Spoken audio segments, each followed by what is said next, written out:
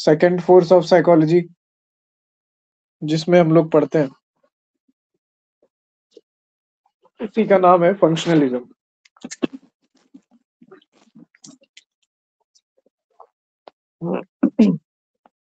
तो ये कैसे आया? ये आया रिएक्शन। ठीक है, फंक्शनलिज्म क्या था? रिएक्शन था इसका। स्ट्रक्चरलिज्म का जो है रिएक्शन जो है फंक्शनलिज्म के रूप में आया।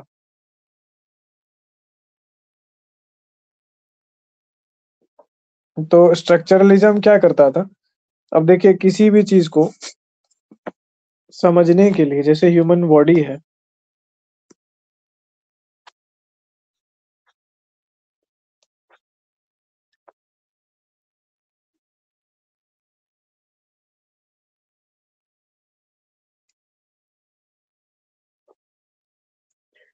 ह्यूमन बॉडी को समझने के लिए क्या कर सकते हैं?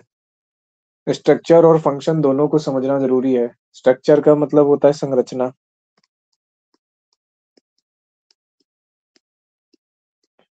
और फंक्शन का मतलब है कार्यशैली। क्या अगर हम शरीर के बारे में केवल इतना ही पढ़े कि शरीर की जो है संरचना क्या है, कहाँ पे हाथ है, कहाँ पे पैर है, खोपड़ी कैसी है, घुटना,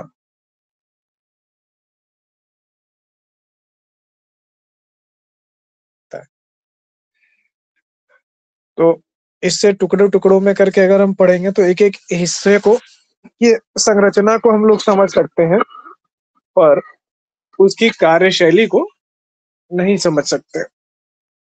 कार्यशैली को समझने के लिए क्या करना पड़ेगा? कार्यशैली को समझने के लिए हमें यह देखना पड़ेगा कि वो चीजें काम कैसे करती है, ठीक है, फंक्शन कैसे करता है। तो जब फोकस स्ट्रक्चर पे होता है तो स्ट्रक्चरलिज्म, जब फोकस फंक्शन पे हो गया तो फंक्शनलिज्म। ठीक है, बस यही बात है। अब जैसे शरीर का एग्जांपल लेके हम लोगों ने समझा। अब जैसे बिल्डिंग है, ठीक है, घर और मकान दोनों में क्या अंतर होता है? घर जो है वो फंक्शनल यूनिट है, ठीक है, और मकान क्या है? स्ट्रक्चरल यूनिट है। घर घर नहीं रहेगा अगर वो सही से फंक्शन नहीं करेगा, अगर वो केवल मकान बन के रह गया, ठीक है। घर के किसी सदस्य को किसी से कोई मतलब नहीं, सब लोग अपनी अपनी आइसोलेटेड जिंदगी जी रहे हैं, और उसमें से जहाँ पे चीजें क्रॉस हो रही है और वहां पे कन्फ्लिक्ट ऑफ इंटरेस्ट हो रहा है, तो लड़ाइयाँ हो रही है, तो घर घर हुआ ही नहीं। जब तक एक दूसरे के लिए नहीं जिया जाए, एक दूसरे के लिए सोचा नहीं जिया जाए, एक दूसरे के प्रति कोऑपरेट नहीं किया जाए, तो जब तक ऐसी चीजें नहीं होंगी तो वो क्या होगा? घर नहीं कहलाएगा, वो सिर्फ एक मकान कहलाएगा।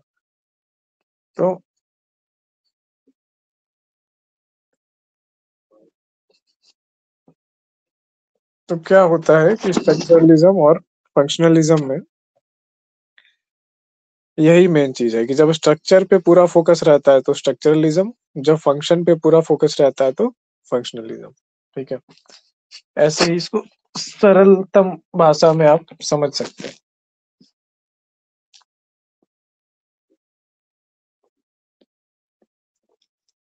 अब माइंड का फंक्शन क्या क्या है, स्ट्रक्चर क्या क्या है, स्ट्रक्चर के बेसिस पे जाएंगे तो आप बहुत सारे कंसेप्ट पर जाएंगे, आइडियाज पर जाएंगे, न्यूरॉन, ये सब सब के स्ट्रक्चर पर जाएंगे। तो अब हम लोग देखते हैं फंक्शनलिज्म में कौन कौन लोग थे जुड़े हुए। सबसे पहले स्ट्रक्चरलिज्म में कौन कौन लोग थे? दो लोग जुड़े हुए थे, बताइए नाम।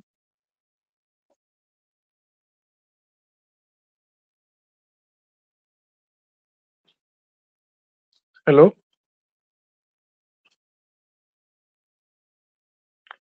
स्ट्रक्चरलिज्म में दो नाम जुड़े हुए थे, विलेम वुंड का और एडवर्ड टिचनर का। ठीक है, आवाज जा तो रही होगी मेरी सबको? जी सर।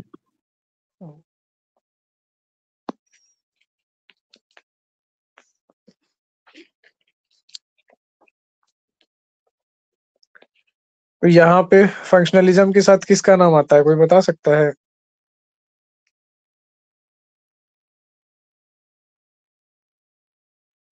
नहीं पता सर।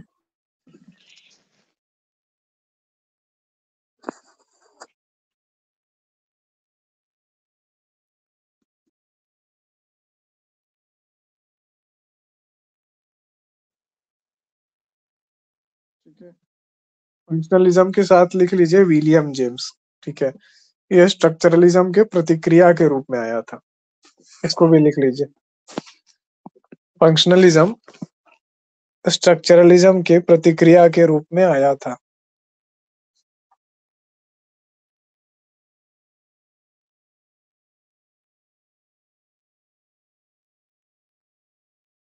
ये थोड़ा रिपीट कीजिएगा सर। फंक्शनलिज्म स्ट्रक्चरलिज्म की प्रतिक्रिया के रूप में आया था।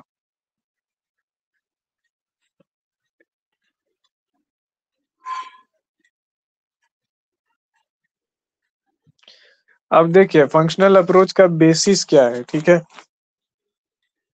ग्राउंड क्या है, इसका आधार क्या है। चार्ल्स डार्विन का नाम सुने आप लोग? जी सर। क्या थे वो?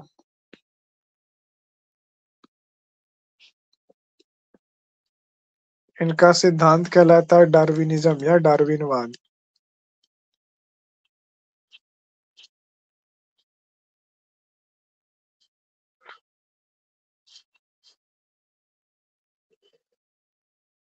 चार्ल्स डार्विन महोदय का जो है थ्योरी ऑफ नेचुरल सिलेक्शन कहते हैं। चार्ल्स डार्विन ने एक थ्योरी दी जिसका नाम है theory of natural selection. Theory of natural selection. ठीक है। नेचर कैसे सेलेक्ट करती है? चार्ल्स डार्विन डार्विन का ये कहना था कि नेचर क्या करती है ना, चैलेंज पैदा करती है ऑर्गेनिज्म के सामने। और वो चैलेंज जो होते हैं ऑर्गेनिज्म मतलब सभी जीव जंतुओं, तो ये बायोलॉजिकल थ्योरी है, ठीक है, ये बायोलॉजी की थ्योरी कि जीव जो है कैसे इवोल्यूशन हुआ है, ये इवोल्यूशन को बताता है। इवोल्यूशन मतलब जैसे एक सिंगल यूनिसेलुलर जो है बैक्टीरिया से कैसे हम लोग मल्टी सेलुलर जीवों में बने, कैसे वो कुछ एक सेक्शन प्लांट की तरफ चला गया, कुछ एक सेक्शन चला गया एनिमल्स की तरफ, एनिमल्स में भी फिर और डिवीजन हो गए, कोई माइक्रोस्कोपिक बन गया, कोई रीढ़ के साथ बना, कोई बिना रीढ़ वाला बन गया, कोई अंडा देने वाला बन गया, कोई रिप्रोडक्शन करने वाला बन गया एनिमल।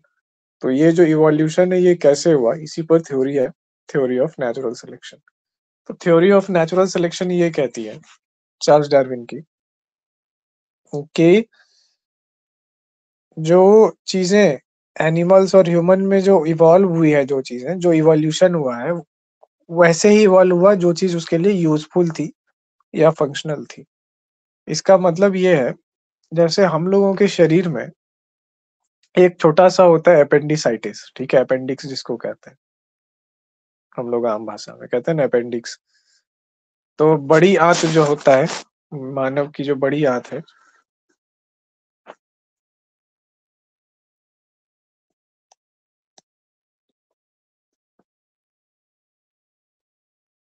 ऐसे करके होता है पेट का संरचना लगभग।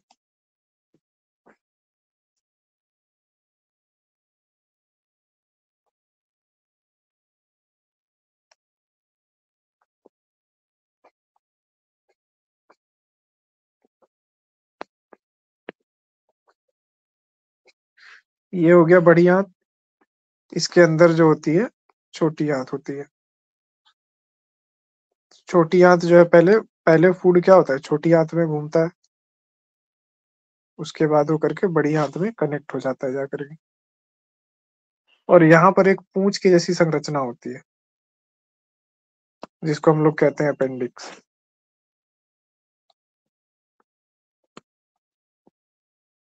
अब क्या होता है कि कई बार जो है ये सुनने में आता है कि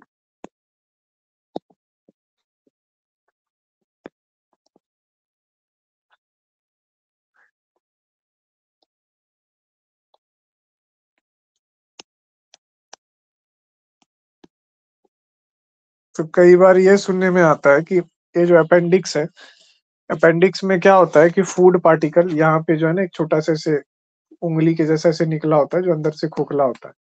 अब फूड ऐसे करके गुजर रहा है स्मॉल इंटेस्टाइन से होकर के, ठीक है, स्मॉल इंटेस्टाइन से होके जो है खाना जब गुजरता है फिर जाता है किसमें, लार्ज इंटेस्टाइन में।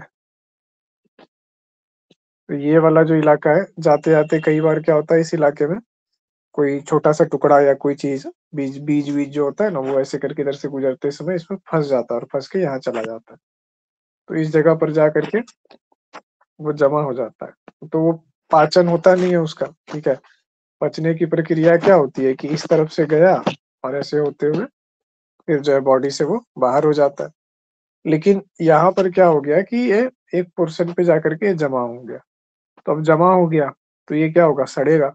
सड़ेगा तो क्या करेगा, इन्फेक्शन पैदा करेगा। तो इन्फेक्शन पैदा करता है तो फिर क्या करते हैं कि डॉक्टर सर्जरी करके इसको हटा देते हैं यहाँ से, काट के इसको निकाल देते हैं।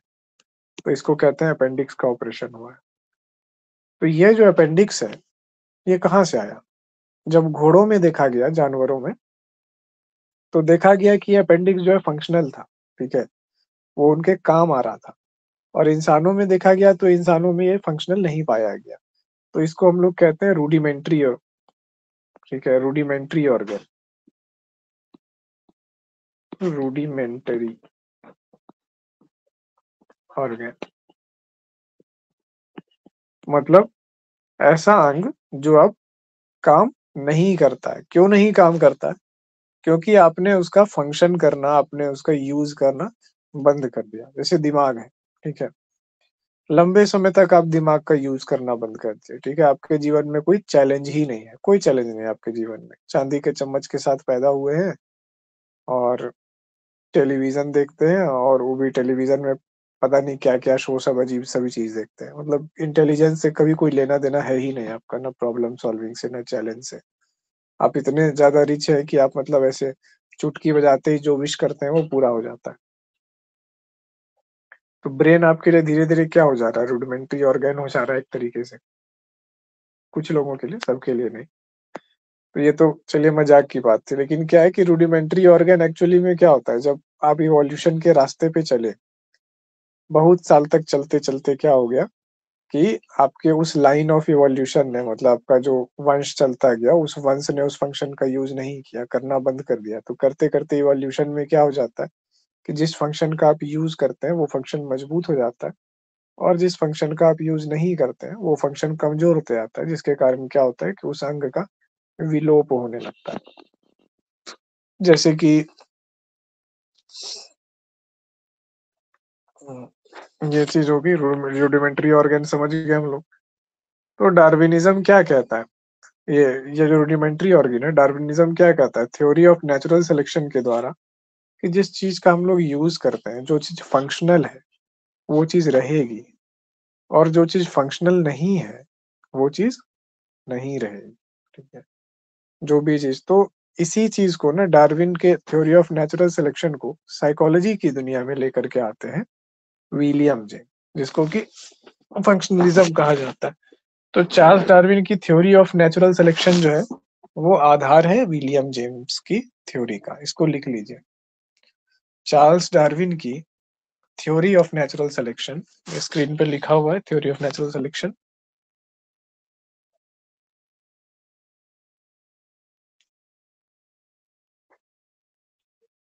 को, चार्ल्स डार्विन की थ्योरी ऑफ नेचुरल सिलेक्शन को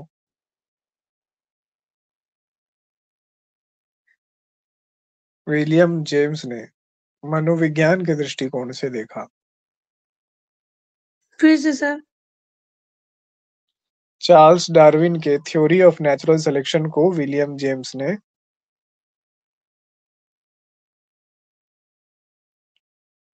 मनोविज्ञान के दृष्टिकोण से देखा।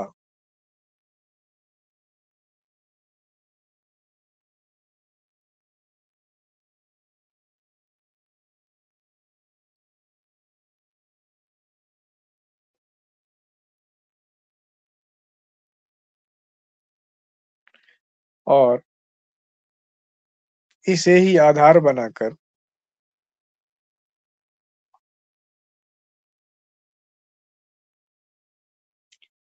और इसे ही आधार बनाकर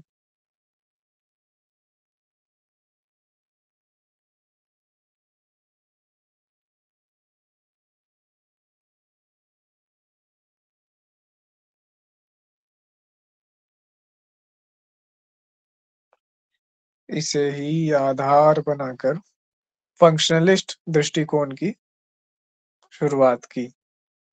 क्या बोले सर? और इसे ही आधार बनाकर फंक्शनलिस्ट दृष्टिकोण की शुरुआत की।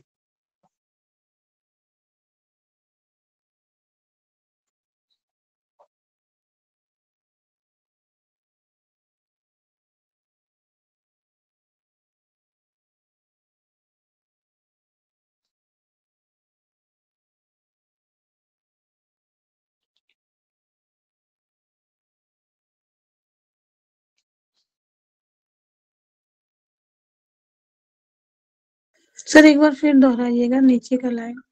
अब लिख लीजिएगा दूसरे से लेके, ठीक है।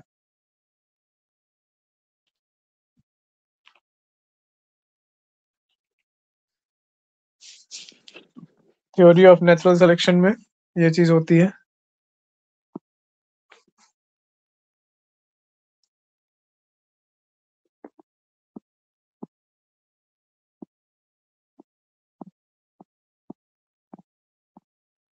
अब यहाँ से फंक्शनलिस्ट अप्रोच से क्या होता है कि फंक्शनलिज्म से शुरू होती है एक और साइकोलॉजी, जिसको हम लोग कहते हैं इवोल्यूशनरी साइकोलॉजी।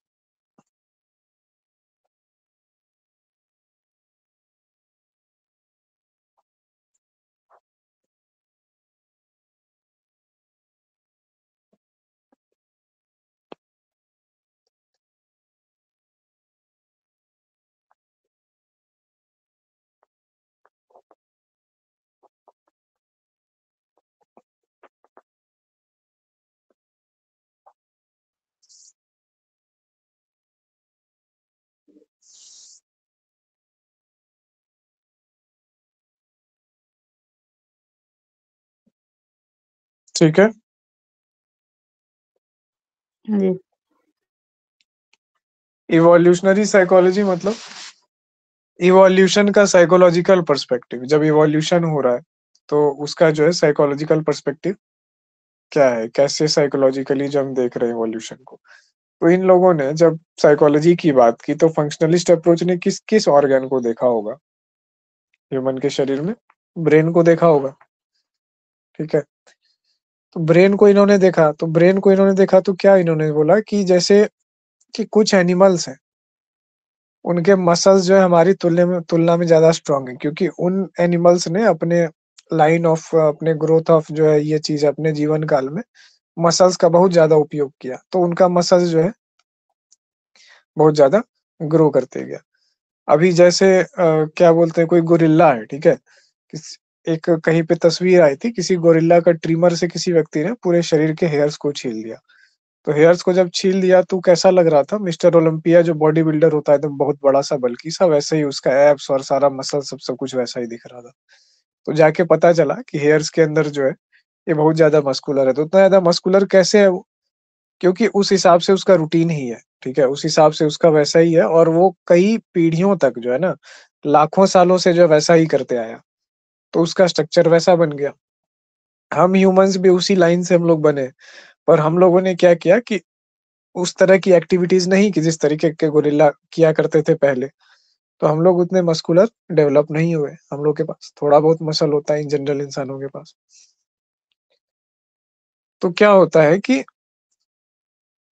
ब्रेन का जिसने यूज किया, तो जिस एनिमल ने ब्रेन का ज्यादा यूज किया उसका ब्रेन ज्यादा डेवलप हो गया, जैसे कि इंसान हो गया, ठीक है। तो इस तरीके से है। अब सींग वाली बात आती है कि जिस एनिमल ने जो है, जिन एनिमल्स ने सींग का बहुत ज्यादा इस्तेमाल किया, ठीक है, सींग उनके लिए बहुत ज्यादा क्रूसियल हुआ करते थे, तो उनके पास जो है सींग जो है होते हैं। बस यही चीज है इसमें। तो अब फंक्शनलिज्म में यही बात बोला कि इवोल्यूशनरी साइकोलॉजी के थ्रू जब आप देखेंगे तो नेचुरल सिलेक्शन क्या कहता है कि नेचर सेलेक्ट करती है, नेचर एक चैलेंज पैदा करती है आप में, और आप में जो है सारे गुण हैं भीतर भरे हुए। आप अपने उन गुणों की सहायता से उस चैलेंज को ओवरकम करते हैं।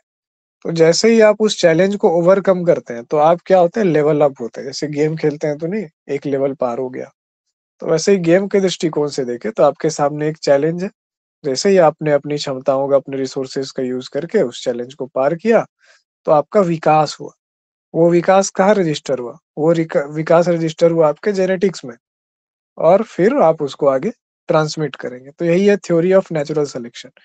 हर एक को इन्वायरमेंट क्या करता है? चैलेंज पैदा करता है। जैसे मच्छरों का आप देखते हो, तो मच्छरों का क्या है कि पहले के टाइम में कहते थे कि जो है बस नॉर्मली कोई कोई भी धुआं कर दो तो मच्छर चले जाते हैं, या फिर कुछ कॉइल जला दो। धीरे धीरे अभी क्या होता है कि पावर बहुत ज्यादा बढ़ता जा रहा है मच्छर भगाने वाले कॉइल और इन चीजों का। क्यों?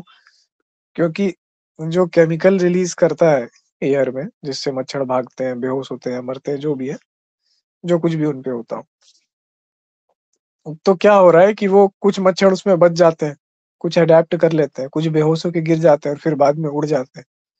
तो वो जो बच रहे हैं बार बार उससे, तो उनका क्या हो रहा है? बॉडी अडेप्ट हो रहा है उससे। तो बॉडी अडेप्ट हो रहा है, वही जेनेटिक इन्फॉर्मेशन उसमें जा रहा है। फिर वो जो अगला पीढ़ी आएगा वो पहले से रेसिस्टेंस होगा, वो कम पावर के कॉइल से नहीं जाएगा। कॉइल अगर पुराना हो गया आपका, तो मच्छर नहीं भागेगा उससे। तो फिर धीरे धीरे ऐसे करते करते क्या होने लगा, खेती में भी आप लोग देखे, कृषि में, कि पैरासाइट्स को मारने के लिए हम लोगों ने केमिकल एजेंट्स का यूज किया। ठीक है, जो खेती में कीड़े मकोड़े ये वो होते हैं, तो भरपूर यूज होने लगा। धीरे धीरे उनमें क्या होने लगा कि रेसिस्टेंस जो है डेवलप होने लगा। रेसिस्टेंस डेवलप होते होते जो है वो इतना ज्यादा रेसिस्टेंट हो गए कि अब उनमें बहुत ज्यादा पावर का केमिकल चाहिए। इसका नतीजा ये हुआ कि जब जहर की मात्रा बढ़ाने लगेंगे, ठीक है, तो फिर तो आप भी उस केस में आ जाएंगे ना, जद में आएंगे। तो जब अब वो चीज हम लोग खाते हैं, कृषि का प्रोडक्ट खाते हैं, या फिर वो गाय खाती है, चारा खाती है, नरुआ खाती है, उसमें पेस्टिसाइड होता है, फिर उसका दूध हम लोग पीते हैं, तो हम लोग को भी बहुत सारी बीमारियां होती है शरीर में। तो हम लोगों को भी बहुत सारी बीमारियां आती है। तो ये क्या हो रहा है कि एक से पेस्टिसाइड जो साइकिल गया और सबके शरीर में गया। अब सर जब वो लोग अडेप्ट कर रहा है, मच्छर मक्खी अडेप्ट कर रहा है इतना तेजी से, तो हम लोग भी अडेप्ट कर जाएंगे पेस्टिसाइड खाते खाते, पोल्यूशन में रहते रहते, बिल्कुल कर जाएंगे। ठीक है, इसमें कोई डाउट नहीं है। लेकिन अडेप्टेशन का एक ये चीज भी है कि जिसका जितना कम लाइफ स्पैन होता है, उसका अडेप्टेशन उतना तेजी से होता है। ये ऐसा बायोलॉजी में माना जाता है। तो जिसकी आयु ज्यादा है, ठीक है, जिस ऑर्गेनिज्म की आयु ज्यादा है, वो बहुत धीरे धीरे इवोल्यूशन करेगा, बहुत स्लोली। और जैसे मच्छर है, 5 या 6 दिन उसकी आयु है, तो 1 साल में आप मच्छर की ऐसी वैरायटी डेवलप कर सकते हैं एक्सपेरिमेंट करते करते, कि उसको कितना भी जो है ना आप डाल दो ये मॉस्किटो रिपेलेंट, उसको कोई फर्क नहीं पड़ेगा, सिर्फ 1 साल में जो ऐसे। तो सुपर बग आप लोगों ने नाम सुना होगा। जब कोल्ड वार चल रहा था विश्व में, तो दुनिया में ये बात भी चल रहा था कि वैज्ञानिक लोग इस तरीके से एक्सपेरिमेंट कर करके सुपर बग्स बना रहे हैं, और दूसरे देश के ऊपर जो है उसके खेतों और किसानों में जो है सुपर बग्स को ब्रीड करवा करवा के छुड़वा देते हैं, कि जो है कि वहां पे जा करके ना वो परेशानी करे, कृषि का डैमेज करे वहां पे। तो ये सब बातें भी सामने आती थी कि ऐसा ऐसा हो रहा है। तो हम लोग क्या देख रहे हैं कि इवोल्यूशन को जब समझना है, तो रेसिस्टेंस, ड्रग रेसिस्टेंस, हम लोग के बॉडी में से कोई बीमारी है, खूब दवाई आप खाते हैं, ठीक है, कुछ भी होता है पट से दवाई खा लेते हैं, तो आपके अंदर जो माइक्रो ऑर्गेनिज्म है, या जो परेशान करने वाला जो एजेंट है, जो कीड़ा है, जो बीमारी लाया, वो क्या करेगा? 100% नहीं क्लियर होगा, 1-2% जो बच जाएगा वो ड्रग रेसिस्टेंस हो जाएगा। तो फिर वो क्या करेगा? रेप्लिकेट कर देगा। इसीलिए एलोपैथिक में कहा जाता है कि टीबी जैसे बीमारी है, ठीक है, या कोई भी वो बीमारी है, तो उसका पूरा डोज आप पूरा कीजिए। अगर पूरा डोज नहीं आप पूरा करेंगे, आधा में आप छोड़ देंगे, तो क्या हो जाएगा कि जो एजेंट है वो पूरा का पूरा 100% सफाया नहीं होगा, वो ड्रग रेसिस्टेंस हो जाएगा, और उसके बाद फिर वो छूटेगा नहीं, आप दवाई कितना भी डालोगे, उससे ज्यादा पावर की दवाई आपको खानी पड़ेगी। तो इसीलिए एलोपैथ में हमेशा कहा जाता है कि दवाइयों के कोर्स को आप कंप्लीट करो, ये नहीं कि ठीक हो गए तो आप छोड़ देते हैं। और इस चक्कर में क्या होता था, बहुत ज्यादा इंडिया में टीबी को निकालने में बहुत ज्यादा प्रॉब्लम हुई, क्योंकि लोग, दवाइयां महंगी आती थी, लोग कहते थे अब तो ठीक हो गया, अब छोड़ो, अब दवाई क्या खाएंगे।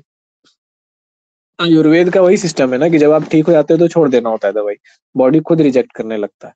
तो यही चीज यहाँ पे लोग करने लगे, बोले कि कौन इतना पैसा लगाएगा, पैसा ठगने का वो चीज है। तो सरकार को टीबी मिशन चलाना पड़ा, फिर पब्लिक मानी ही नहीं, टीबी मिशन चला करके दवाइयां फ्री करके, इलाज मुफ्त करके, तब जाके टीबी का उन्मूलन भारत से और उस पर कंट्रोल किया गया। तो इवोल्यूशन जो है ये इसी तरीके से काम करता है, नेचुरल सिलेक्शन। अब जो है तो इवोल्यूशनरी साइकोलॉजी क्या करती है, फंक्शनलिस्ट बेसिस। फंक्शनलिज्म क्या हो गया सर इसमें? फंक्शनलिज्म वही हो गया कि जिस चीज का फंक्शन हो रहा होगा वो चीज टिकेगा, ठीक है। बेस किस पे है? फंक्शन पे।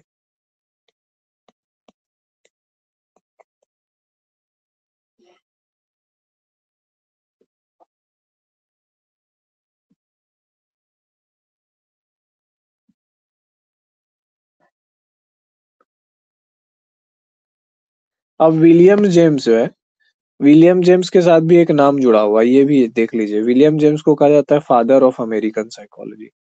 लिख लीजिए आप लोग।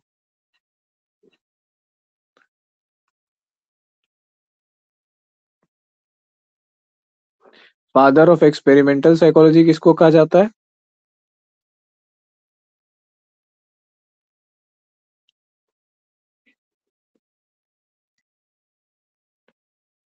एक्सपेरिमेंटल साइकोलॉजी के फादर किसको कहा जाता है?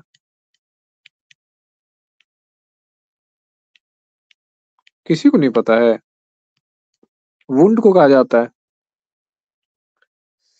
इतना बेसिक बेसिक क्वेश्चन पे आप लोग फ्लंक कर दीजिएगा जी, एकदम लग रहा है जैसे पहले ही दिन क्लास में पढ़ रहे हैं। ये सब चीज सब जगह पूछा जाता है, प्रैक्टिकल एग्जाम हो, वाइवा हो।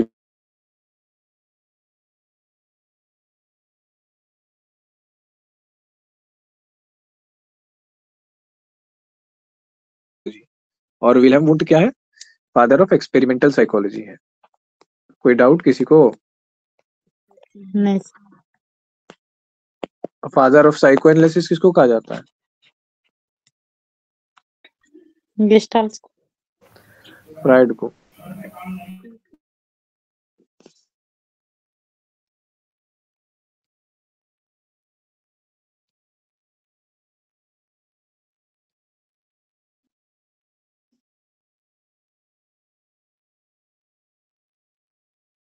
अब देखिए, डार्विन की थ्योरी से एक और लेना देना, एक तो फंक्शन वाली बात हो गई, दूसरा चीज ये हो गया कि जो हमारा बिहेवियर है और जो मानसिक प्रक्रियाएं हैं ये भी इवॉल्व करती हैं, ठीक है। ये इसलिए इवॉल्व करती है क्योंकि ऑर्गेनिज्म को सरवाइव करना है और अडेप्ट करना है अपने इन्वायरमेंट में, ठीक है। तो अब इन्वायरमेंट में अडेप्ट करने के लिए आपके बिहेवियर को भी तो ये चीज करना पड़ेगा। अगर आपका क्या है कि जैसे बिहेवियर मॉडिफिकेशन एक चीज हो गया, तो जैसे मान लीजिए कि आप बहुत ज्यादा दुख में पड़े हुए हैं, इतना दुख में है कि आप डिसफंक्शनल हो गए, ठीक है, आप सादग्रस्त हो गए, जिसको कहते हैं डिसफंक्शनल का मतलब है कि आप कुछ कर नहीं पाते हैं, ठीक है। कुछ कर भी नहीं पा रहे हैं, जो करना चाह रहे थे मन नहीं लग रहा है, वो नहीं हो रहा, अजीब सा आपकी फंक्शनैलिटी जो है खत्म हो गई। तो क्या हो जाता है कि सरवाइव जो है, सरवाइव करना वैसे में क्या हो जाएगा, मुश्किल हो जाएगा। तो आपको क्या करना पड़ेगा कि उस बिहेवियर को चेंज करना पड़ेगा, चाहे फोर्सफुली करें या किसी देव योग से अपने आप कुछ अच्छा हो जाए आपके जीवन में तो चेंज हो जाए, कुछ भी हो, मतलब आपका लाइफस्टाइल चेंजेस करके, कैसे भी करके कुछ नया हो जाए जीवन में, वैसे करके आप क्या कर दिए, चेंज कर दिए वो अपने बिहेवियर को। तो आप क्या कर गए, उस सिचुएशन को, अवसाद को सरवाइव कर गए और अडेप्ट कर गए धीरे धीरे। और अगर आप नहीं सरवाइव कर पाए और नहीं अडेप्ट कर पाएंगे तो क्या होगा, फिर उसके बाद किसी दिन न्यूज आएगा कि जो अच्छा खासा आदमी था सुसाइड हो गया। सुसाइड करने के बाद जो है साल छह में, मतलब 3-4 महीना 5 महीना तक आपका चर्चा होगा दुनिया समाज में, आसपास में। वो भी नहीं होगा, शायद 2 ही महीना होता, अब तो 2 महीना, एक महीना चर्चा होगा, उसके बाद बात खत्म हो जाएगी। तो यहीं पर क्या है कि विल्हेम वुंड जो है और सॉरी विलियम जेम्स, दोनों जब फादर ऑफ साइकोलॉजी कहे जाते हैं, एक्सपेरिमेंटल अलग और अमेरिकन ये चीज अलग है। चार्ल्स डार्विन के थ्योरी से कौन प्रभावित था? चार्ल्स डार्विन के थ्योरी से प्रभावित था विलियम जेम्स। क्वेश्चन आएगा, हु वाज, कौन प्रभावित था चार्ल्स डार्विन की थ्योरी से? किसकी थ्योरी में चार्ल्स डार्विन की थ्योरी का झलक मिलता है? जेम्स की थ्योरी में मिलता है, वुंड की थ्योरी में नहीं मिलता है। दोनों में विलियम विलियम कॉमन है, एक में विलियम है एक में विलहेम है, ठीक है।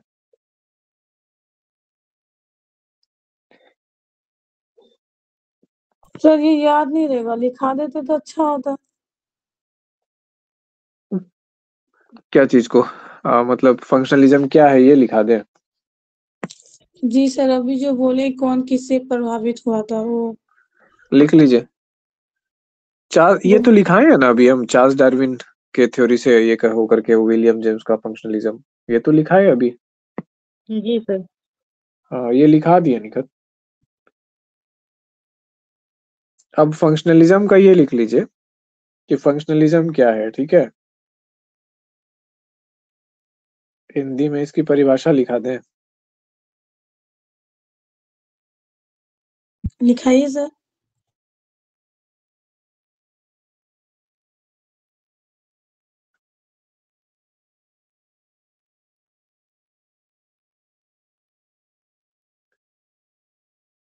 फंक्शनलिज्म मनोविज्ञान का वो सिद्धांत है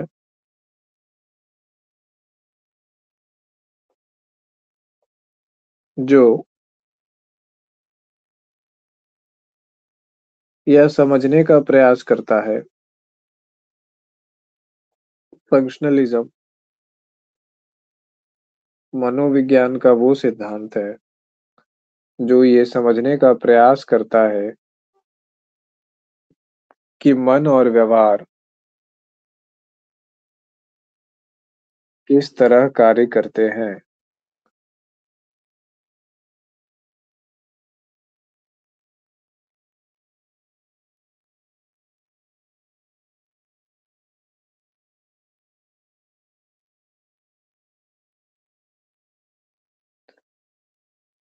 कि मन और व्यवहार किस तरह कार्य करते हैं और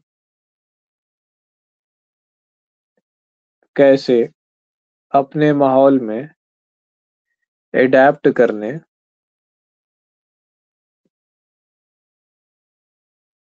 अपने माहौल में एडेप्ट करने एवं समस्या को समाधान करने में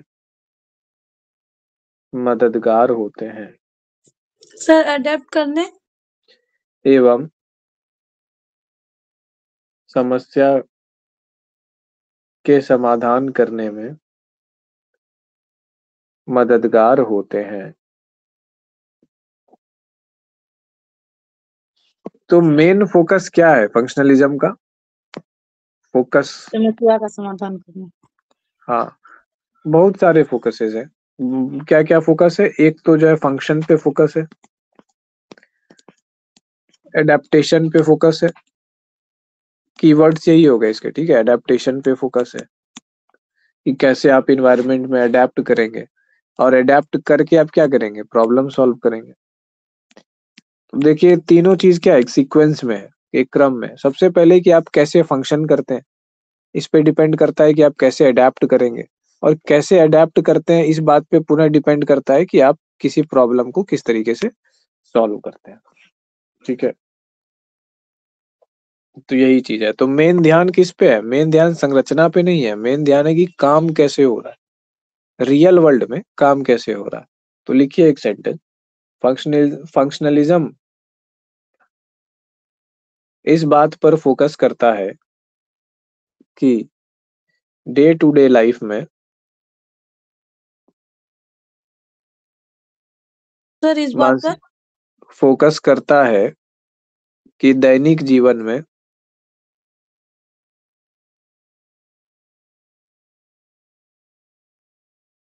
कैसे हम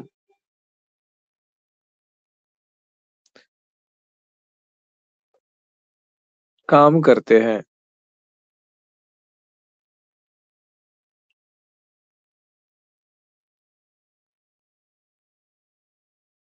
दैनिक जीवन में कैसे हम काम करते हैं।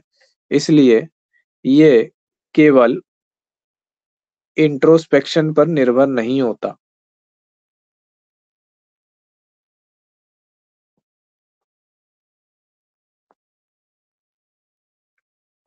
इसलिए ये केवल इंट्रोस्पेक्शन पर निर्भर नहीं होता है, और इंट्रो क्या होता था? इंट्रो इंट्रोस्पेक्शन पर निर्भर नहीं होता है, लिख देते हैं इंट्रोस्पेक्शन, आत्मनिरीक्षण जो हम लोग देखे थे ना, इंट्रोस्पेक्शन। स्ट्रक्चरलिज्म इसी पे निर्भर था ना। निर्भर नहीं होता है,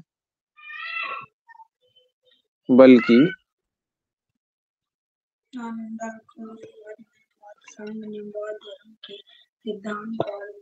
व्यवहार,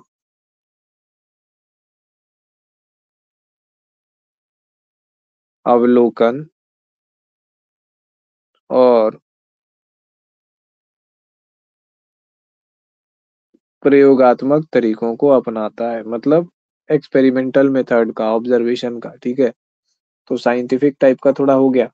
स्ट्रक्चरलिज्म क्या था? इंट्रोस्पेक्शन पे बेस्ड था, और इंट्रोस्पेक्शन को साइंटिफिक मेथड नहीं माना जाता है। फंक्शनलिज्म किस पे है? ऑब्जर्वेशन पे है, एक्सपेरिमेंटेशन पे है, बिहेवियर पे है। तो इसीलिए इसको साइंटिफिक मेथड माना जाता है, ठीक है।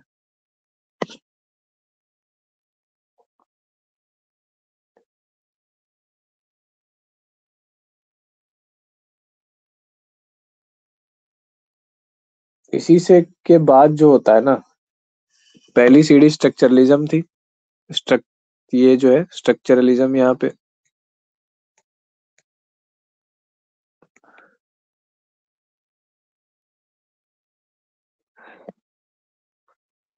दूसरी सीढ़ी फंक्शनलिज्म। एक से दूसरे का रास्ता बनता गया, ये ऊपर से नीचे की तरफ है, ठीक है। ऐसे फंक्शनलिज्म सीढ़ी बनाना होगा सर? बना सकते हैं, हम समझाने के लिए बता रहे हैं, बना लीजिए, अच्छा रहेगा। फिर इसके बाद रास्ता बनता है बिहेवियरिज्म का। बिहेवियरिज्म खुद रास्ता बनाता है ह्यूमनिस्ट अप्रोच का। तो एक चीज कहते हैं डोमिनोज इफेक्ट। डोमिनोज इफेक्ट आप लोग सुने हैं क्या? नहीं सर, नहीं लिखे हैं अभी ऊपर का। अच्छा, डोमिनोज इफेक्ट में क्या होता है कि ऐसे करके टुकड़ा होता है चौकोर सा,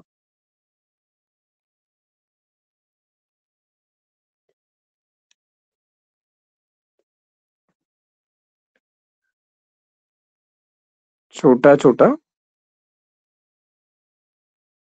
इस तरीके से। टाइल्स का होता है या पता नहीं प्लास्टिक का होता है, क्या चीज का होता है। इस पे ऐसे जैसे डाइस में तीन नहीं ऐसे गोला बना होता है, ऐसे इस पे तीन गोला बना होता है, सब पे तीन ही गोला बना होता है। और शायद ऐसे रहता है, हाफ टुकड़ा में रहता है, दो इधर एक इधर। तो इसको डोमिनो बोला जाता है। ये क्या किया जाता है, ऐसे करके एक लाइन से सबको ऐसे खड़ा किया जाता है। नेट पे भी आप लोग वीडियो देखते होंगे कि ऐसे खड़ा करके कोई चीज सर बनाता है। वो लास्ट वाले सीढ़ी पे क्या लिखे, रिपीट कर दीजिए, समझ में नहीं आ रहा। Humanist, HUMANIST, humanist approach. हाँ हो गया।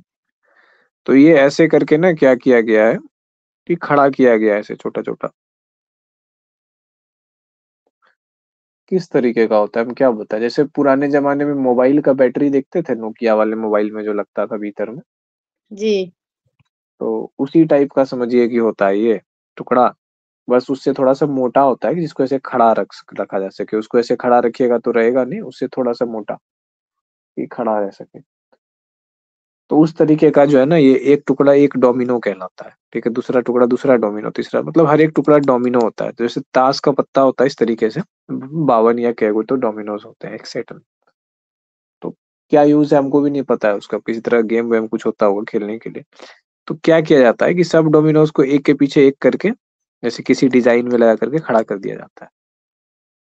तो इससे क्या होता है, इससे ये होता था कि आप एक को जैसे धकेलिएगा तो ठीक है, ये दूसरे पे गिरेगा, दूसरा तीसरे पे गिरेगा, तीसरा चौथे पे गिरेगा, गिरते गिरते गिरते गिरते लास्ट में जहाँ पे गिरना है वो वहां पे जाके गिर जाएगा। नेट पे टाइम पास करने में भी जो है ना, ऐसा वीडियो सब देखते हुए कि लोग सब बहुत बड़ा उसको डोमिनो आर्ट कहते हैं। पहले पूरा बना लेता है कुछ बढ़िया सा, और उसमें से किसी एक को गिरा देता है, बस देखते देखते देखते पूरा ही गिर जाता है।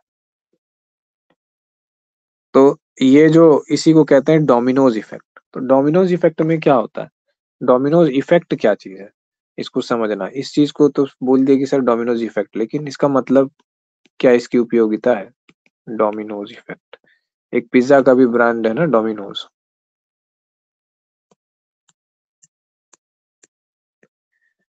तो डोमिनोज इफेक्ट में क्या हो जाता है, इसका मतलब है कि आपने कोई एक चीज की, उस एक चीज ने अगली चीज को ट्रिगर किया, उस अगली चीज ने तीसरी चीज को ट्रिगर किया, तीसरी चीज ने चौथी चीज को ट्रिगर किया, और करते करते करते जो है क्या हो गया कि सब चीज किसी ना किसी चीज को ट्रिगर करके कहीं और पहुंच गई। सोर्स कहीं और था, ठीक है। और तो मेंटल हेल्थ का इशू हो या आपस में रिश्तों का खराब होना हो या रियल लाइफ में आपका सक्सेसफुल होना हो, सब में आपको डोमिनोज इफेक्ट कहीं ना कहीं दिख जाएगा। जैसे घर में कचकच हो गया, ठीक है, तो किसी बात के लिए कचकच हो गया, बात छोटी सी होती है, उससे कुछ बात का बतंगड़ डोमिनोज इफेक्ट, एक चीज दूसरे बात, एक बात दूसरे बात को ट्रिगर करती है, दूसरा बात तीसरे बात को ट्रिगर करता है, तीसरा चौथे को ट्रिगर करता है।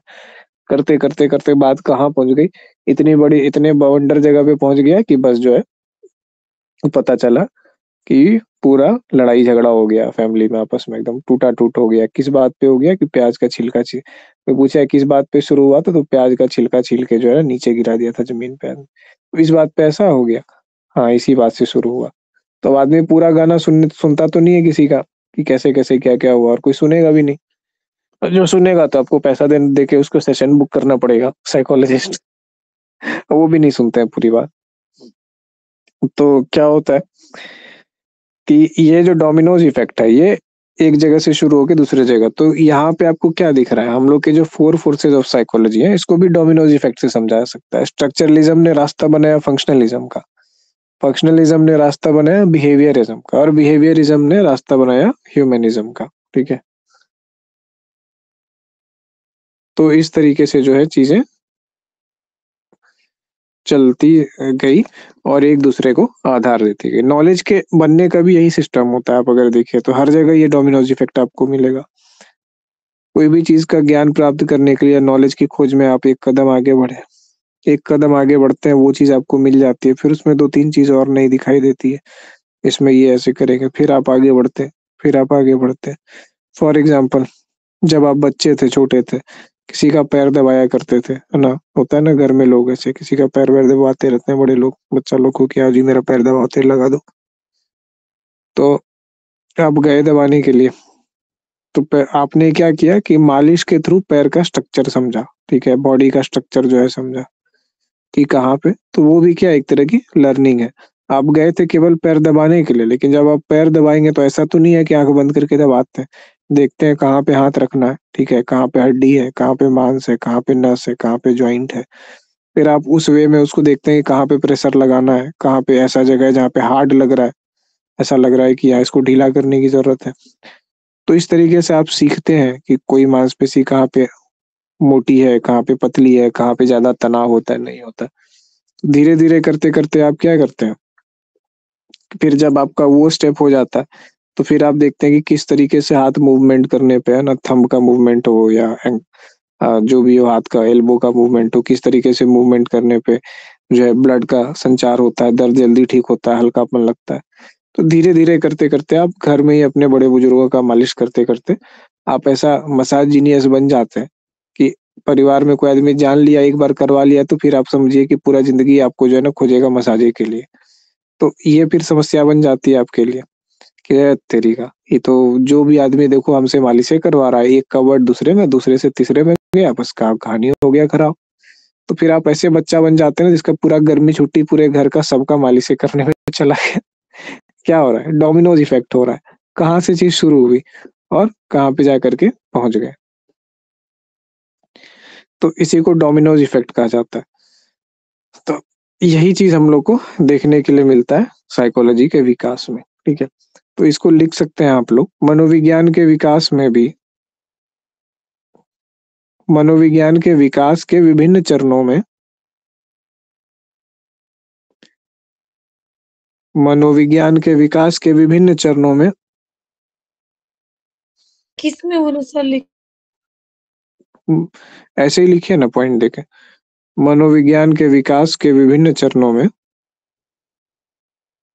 डोमिनोज इफेक्ट देखने को मिलता है, जिसमें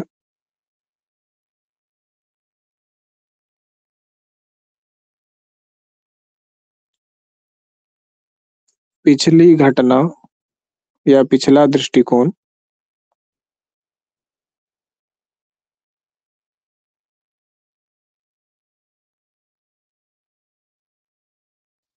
डोमिनोज इफेक्ट देखने को मिलता है जिसमें पिछली घटना या पिछला दृष्टिकोण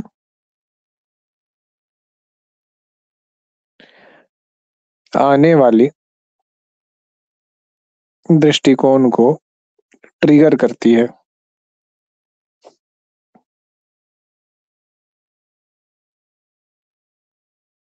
सर आने वाले दृष्टिकोण को ट्रिगर करती है।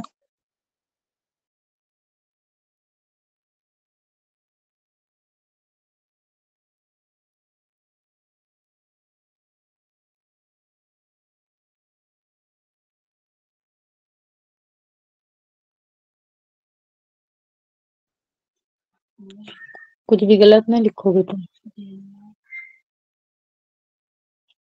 किसी और को भी पढ़ा रहे हैं क्या आप साथ में?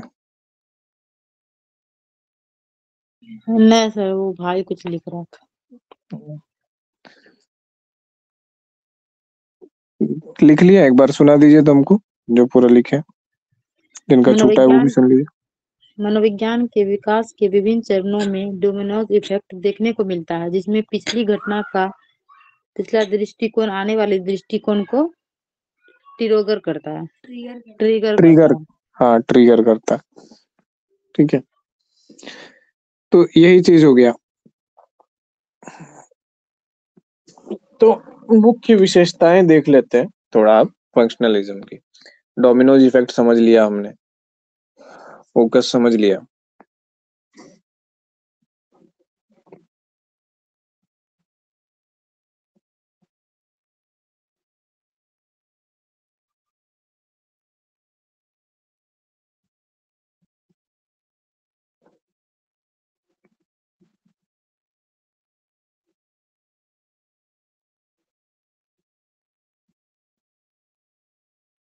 संरचना की बजाय कार्यशैली पर फोकस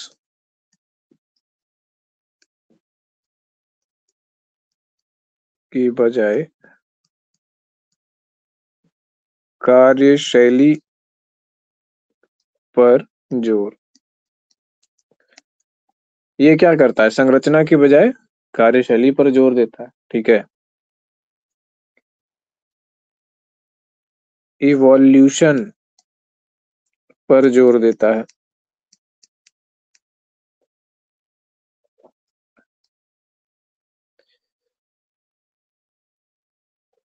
दैनिक जीवन में उपयोगिता पर जोर देता है।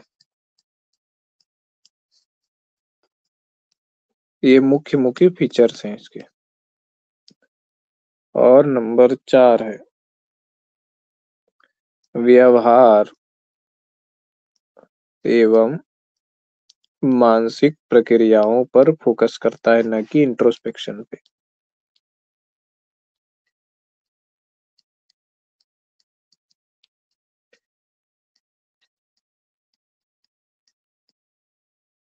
तो ये 4 चीजें लिख लीजिए।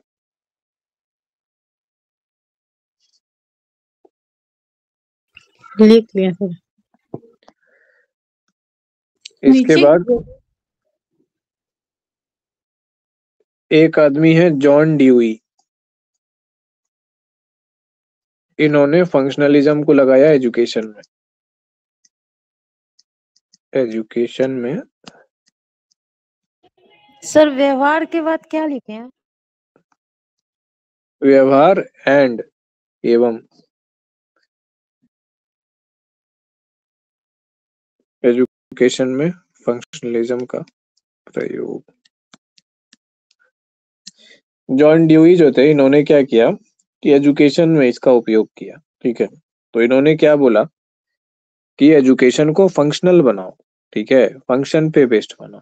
तो जॉन ड्यूई ने कहा ऊपर कर देते हैं इसको। ठीक है, लिख लिया ना सब लोग?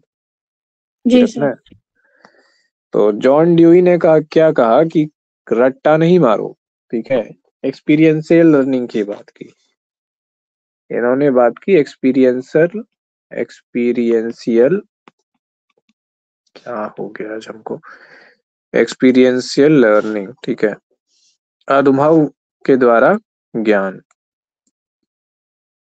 अनुभवजन्य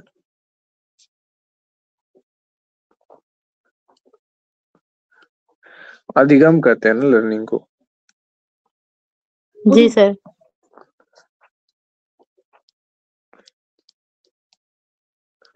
चलिए, अनुभवजन्य अधिगम, बोलबम। एक्सपीरियंशियल लर्निंग को इन्होंने बोला कि एक्सपीरियंशियल लर्निंग करो, रोट में मेमोराइजेशन जो है मत करो। रोट मेमोराइजेशन का मतलब है रट्टा मार। अब जैसे देखते हैं ना, गार्जियन सब जो है क्या करता है, बच्चा सबको इंग्लिश मीडियम में भेज देता है, इंग्लिश मीडियम में उसको डेवलप नहीं कराता है। उसको क्या कर रहा है, बस काम ये है कि गार्जियन बच्चा को पोस नहीं पाए, बच्चा को आफत लग, उसके लिए बच्चा क्या है, आफत है, उसकी एनर्जी को संभाल नहीं पाएगा, उसको पैसा कमाना है, मतलब गार्जियन की दुनिया अलग है, उसके लिए बच्चा एक डिस्टर्बिंग एलिमेंट है। उसकी क्यूरियोसिटी, उसकी बुद्धि, उसका प्रश्न पूछना, उसका डिमांड करना, वो पूरा अटेंशन फोकस सब कुछ मांगता है। तो बच्चे को एक जेल में दे दिया जाता है पैसा दे करके कि इतने देर तक बच्चे को आप व्यस्त रखो। उस जेल में एक कार्यक्रम बनाया गया है, ठीक है। अब उसको जो है बता रहा है कि जो है ना कि भारत का कैपिटल नई दिल्ली है, बांग्लादेश का कैपिटल यहाँ है, पाकिस्तान का कैपिटल वहाँ है, न्यूजीलैंड का कैपिटल वहाँ है, स्विट्जरलैंड का कैपिटल यहाँ है। क्या पॉइंट है, वो कोई लॉजिक दिखता है उसमें बच्चा को ये बनाने में कि पूरा दुनिया में जो कंट्री है उसका कैपिटल क्या करेगा वो, उसके कंट्री और कैपिटल का जान करके। उसके बाद 500 तरह का उसका फुल फॉर्म जो है, तनियो का बच्चा है वो ठीक से तो अपना पैंट का बटन नहीं लगा सकता है, बाथरूम जाता है तो चेन लगाता है, तो चेन लगाने में दुर्घटना घट जाती है कई बार बेचारे के साथ। और उसको अब दुनिया का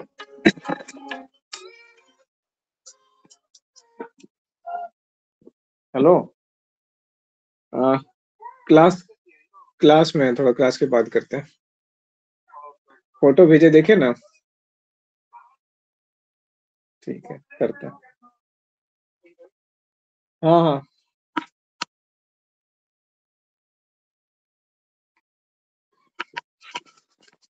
तो ये क्या है कि रोट मेमोराइजेशन को बोला कि ये चीज करो। अब बच्चों के साथ क्या हो जाता है, बच्चों को हमने वहां भेज दिया, बच्चा को वहां रोट मेमोराइजेशन कराना है, मतलब लैंग्वेज वगैरह सिखाने के लिए तो रोट मेमोराइजेशन कराना पड़ेगा, नंबर वगैरह ये सब तो सिखाना पड़ेगा, वहां तक तो ठीक है। पर उसके अलावा जो आप पता नहीं जो सब चीजें पढ़ाते हैं, तो उसके बजाय क्या करना चाहिए था, एक्सपीरियंशियल लर्निंग कराना था उसको। जापान के स्कूलों में मोंटेसरी सिस्टम एक चालू हुआ, मोंटेसरी सिस्टम, माउंट एसिसी मत समझ लीजिएगा उसको, उससे मिलता जुलता इन लोगों ने नाम रख दिया ताकि जो है ना कि बहुत ज्यादा ब्रांड में चले, लेकिन ये भी कॉन्वेंट सिस्टम ही है, क्लासिकल सिस्टम है वो।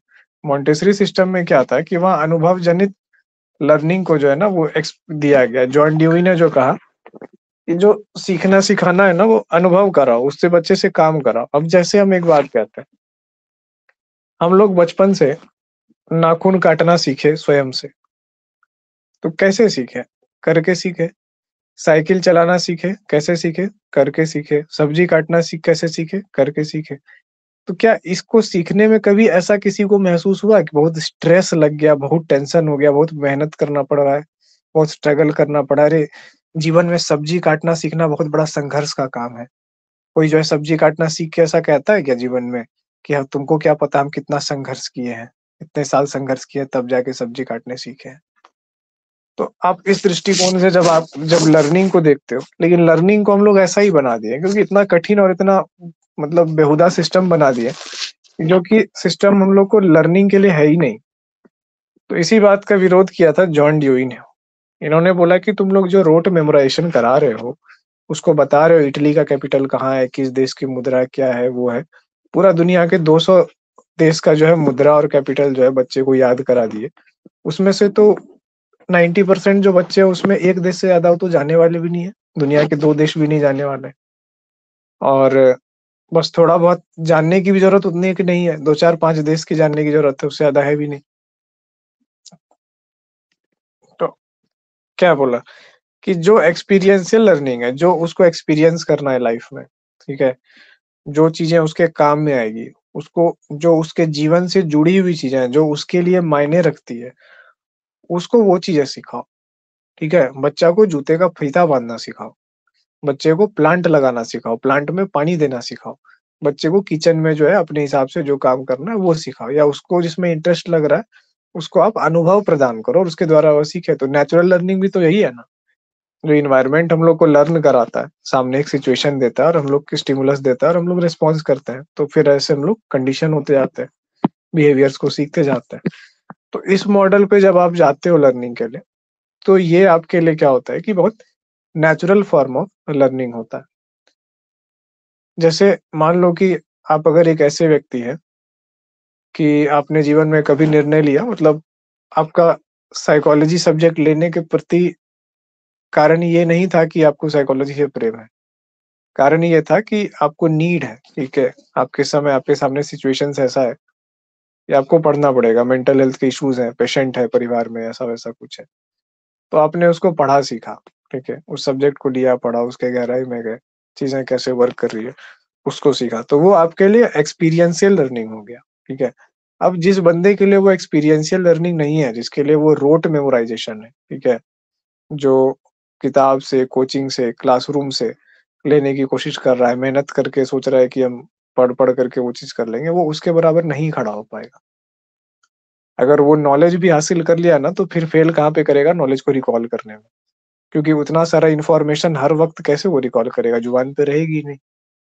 और जिस बंदे के साथ एक्सपीरियंशियल लर्निंग हुआ है, वो क्या करेगा? वो उसकी भाषा भूलेगा उस विषय की, ऐसा लगेगा कि वो विषय और वो व्यक्ति एकाकार हो गया है। वो किसी भी एग्ज़ाम्पल में, किसी भी सिचुएशन में उसको कहीं भी कोई भी थ्योरी दिख जाती है उसको, वैसे होता है। तो वो है एक्सपीरियंशियल लर्निंग। तो यही चीज़ जॉन ड्यूई ने कहा था।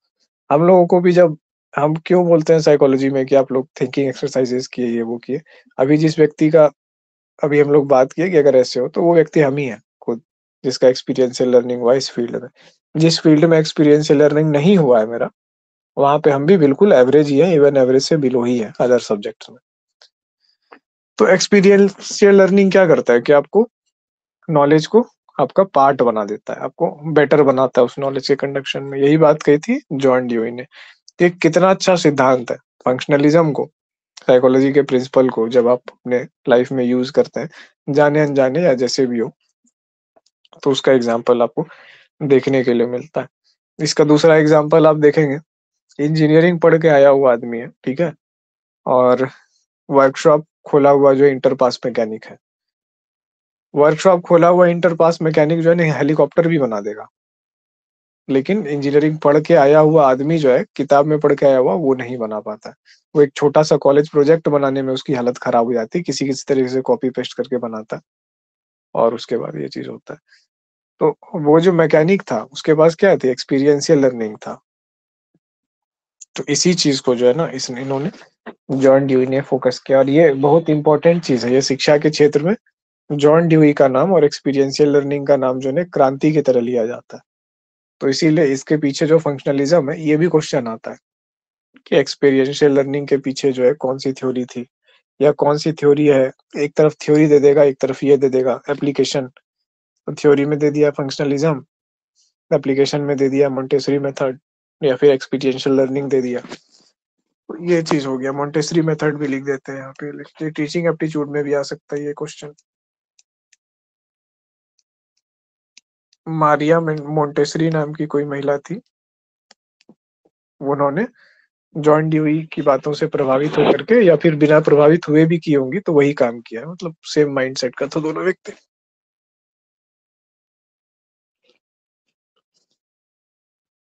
तो फंक्शनलिज्म के बारे में जो है यही चीज़ है।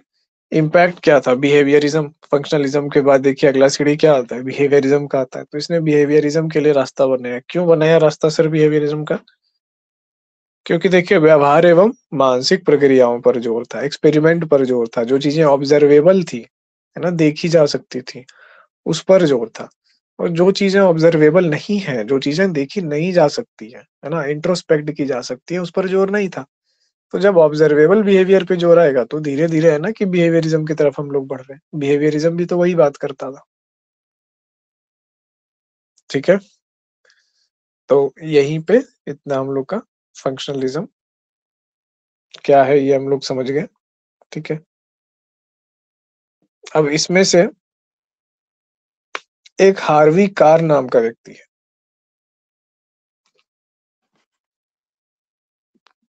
जॉन ड्यूई को हमने देख लिया। हार्वी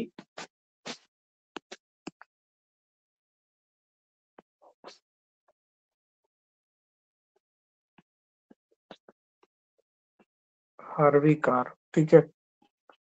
इन्होंने क्या किया, एक्सपेरिमेंटल मेथड का यूज किया। ये फंक्शनलिज्म को क्या करके एक्सपेरिमेंटल साइड लेकर के गए। तो इनका नाम जो आता है फंक्शनलिज्म को एक्सपेरिमेंटल साइड ले जाने में। ये सब जो स्लाइड हम लिखा रही है सब तो लिख ही लेते होंगे आप लोग कॉपी में। जी सर। हाँ, तो फिर ठीक है। एक्सपेरिमेंटल साइड ये हार्वी कार लेकर के गए। तो हार्वी कार का अगर नाम आएगा कहीं भी फंक्शनलिज्म में, मान लीजिए कि जॉन ड्यूई का नाम आ गया, मैच द फॉलोइंग वाले क्वेश्चन आते हैं ना, तो विलियम जेम्स का नाम आ गया, जॉन ड्यूई का नाम आ गया, हार्वी कार का नाम आ गया। तो अगर चौथा नाम दे दिया, पूछेगा इनमें से कौन ऐसा है जो फंक्शनलिज्म से रिलेटेड नहीं है, तो आपको पता चल जाए कि ये तीन व्यक्ति क्या है। हार्वी कार हो, मारिया मोंटेसरी हो, जॉन ड्यूई हो, विलियम जेम्स हो, ये लोग क्या है फंक्शनलिज्म से रिलेटेड है। और स्ट्रक्चरलिज्म से कौन कौन रिलेटेड थे, टीचनर रिलेटेड थे, और टीचनर के अलावा और कौन रिलेटेड थे बताइए। फाउंडर, वुंट रिलेटेड थे। रिएक्शन टू स्ट्रक्चरलिज्म, ये स्ट्रक्चरलिज्म से रिलेटेड है ये लोग, वुंट और टीचनर। स्ट्रक्चरलिज्म का मूल प्रश्न क्या था, चेतना की खोज थी उसका मूल प्रश्न। और चेतना किस चीज से बनती थी, चेतन अनुभवों से बनती थी। चेतन अनुभव क्या होते थे, उनका एक स्ट्रक्चर होता था, इसी को कहते हैं स्ट्रक्चरलिज्म। फंक्शनलिज्म क्या है, चीजें कैसे काम करती है।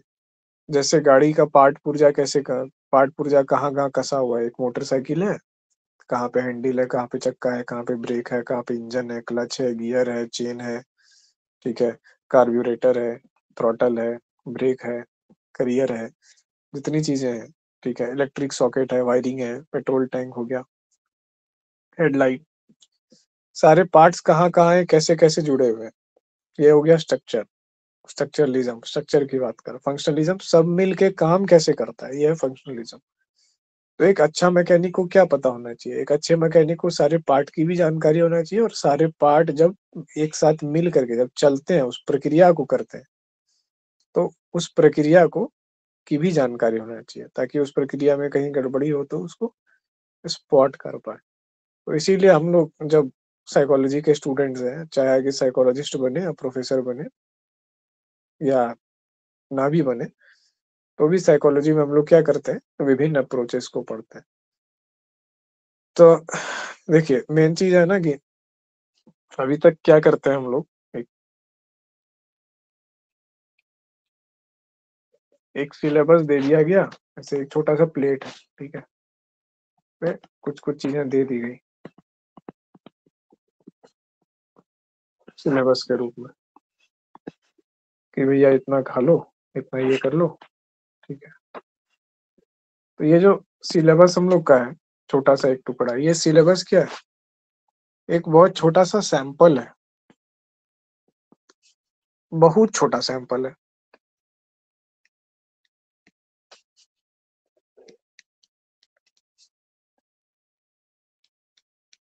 किसका सैंपल है, अगर ये सिलेबस छोटा सैंपल है तो पॉपुलेशन क्या है, पॉपुलेशन है बॉडी ऑफ नॉलेज। जो साइकोलॉजी का जो बॉडी ऑफ नॉलेज है, जो रिसर्च पेपर है, जो थ्योरीज है ना, जो उनकी डिटेल्स है, वो है बॉडी ऑफ नॉलेज। उसका बहुत छोटा सा सैंपल है सिलेबस। तो आपसे क्या एक्सपेक्ट किया जाता है कि आपको सिलेबस पता होना चाहिए, मतलब ये जो सैंपल के छोटे छोटे पार्ट है, जो डिश पे आपको सर्व करके दिया गया छोटी छोटी चीजें, ये आपको पता होना चाहिए, ठीक है। पर एक्चुअली गेम कहाँ है, एक्चुअली मेन चीज आपको क्या पता होनी चाहिए, मेन चीज तो आपको पॉपुलेशन पता होगा तब तो आप ज्ञान समझेंगे ना। अभी तो सिलेबस जो सैंपल है वही लग रहा है कि यार कि क्यों है, क्या है, मतलब क्यों पढ़ना है सिलेबस, या यही क्यों पढ़ना है ये भी हम लोग को पता नहीं होता है पढ़ने से पहले। अनफॉर्चुनेटली एजुकेशन सिस्टम में कभी ये नहीं बताया जाता हम लोग को, चाहे आप पीएचडी भी कर लीजिए, कि आप क्यों कर रहे हैं ये चीज, है ना। ऐसा क्यों किया जाए, यही सिलेबस क्यों बनाया गया, ये सिलेबस कैसे रिप्रेजेंट करता है उस पॉपुलेशन को, या कैसे आपके रियल लाइफ से रिलेट करता है, या जो आप वर्क करेंगे उससे कैसे रिलेट करता है। तो जब ये बताया ही ना जाए कि कैसे रिलेट करता है, तो फिर माइंड तो एक राष्ट्र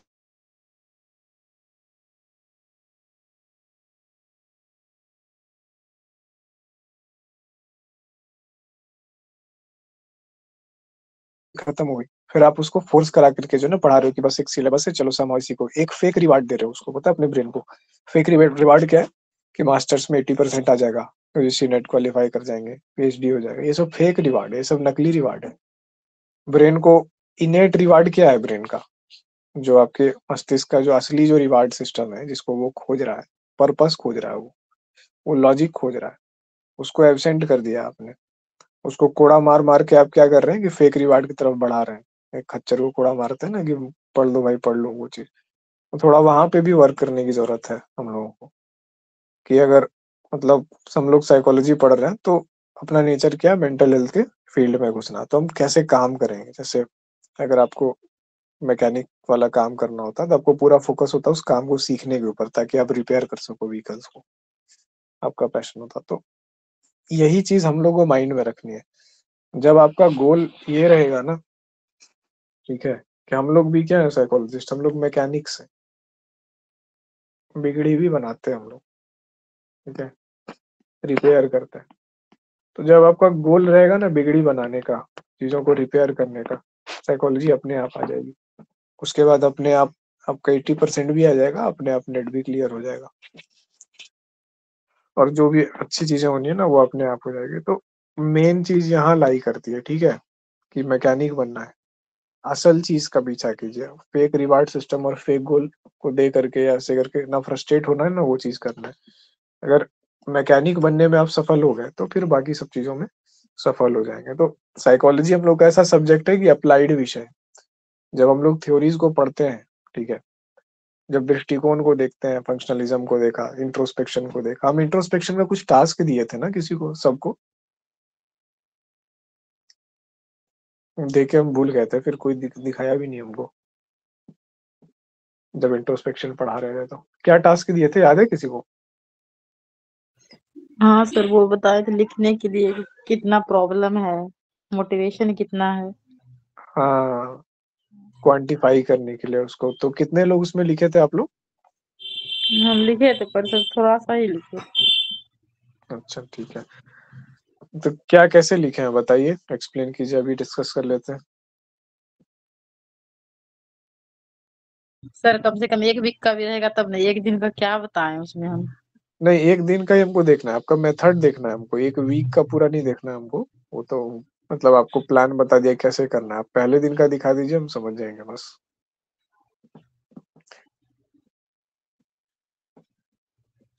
कि क्या क्या फैक्टर्स पहचाने उसमें, अपने वो चीज में, अपने गोल और अपने, हाँ क्वेश्चन क्या था, यही था कि अपने गोल, आपका जो लक्ष्य है और आप कहाँ पे हैं, इसके बीच में कितने कितने बाधाएं आ रही है, क्या क्या ऑब्स्टिकल्स हैं, और वो कितने इंटेंसिटी में है, आपके पास रिसोर्सेज कितने हैं, वो कितने इंटेंसिटी में है, वहाँ क्या क्या कमी है और क्या क्या चीज है। इंट्रोस्पेक्शन करने का एक वो है। बताइए तो फिर क्या क्या फैक्टर्स निकाले थे उसमें, पॉजिटिव, मतलब जो आप रिसोर्स में और जो ऑब्स्टिकल्स में, दोनों में।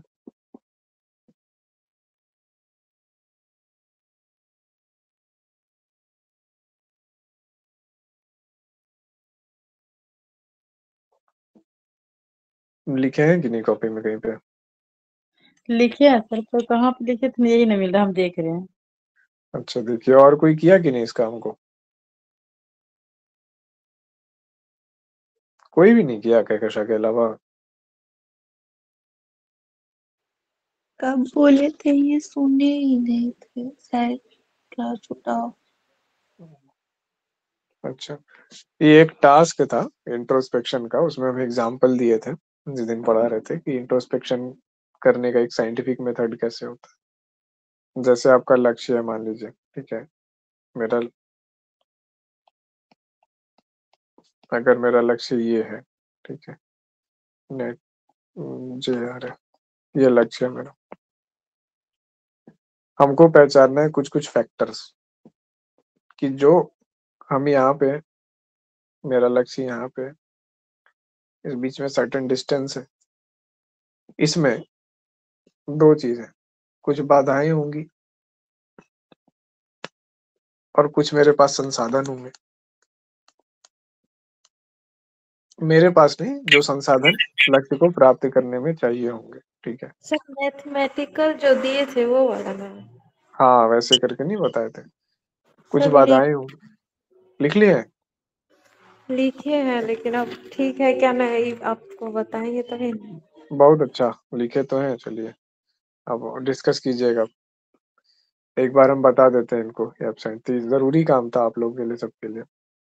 बाधाएँ एक तरफ और एक तरफ संसाधन है। सर तो कौन से जो कॉपी में लिखे हैं ना, यही नहीं मिल रहा।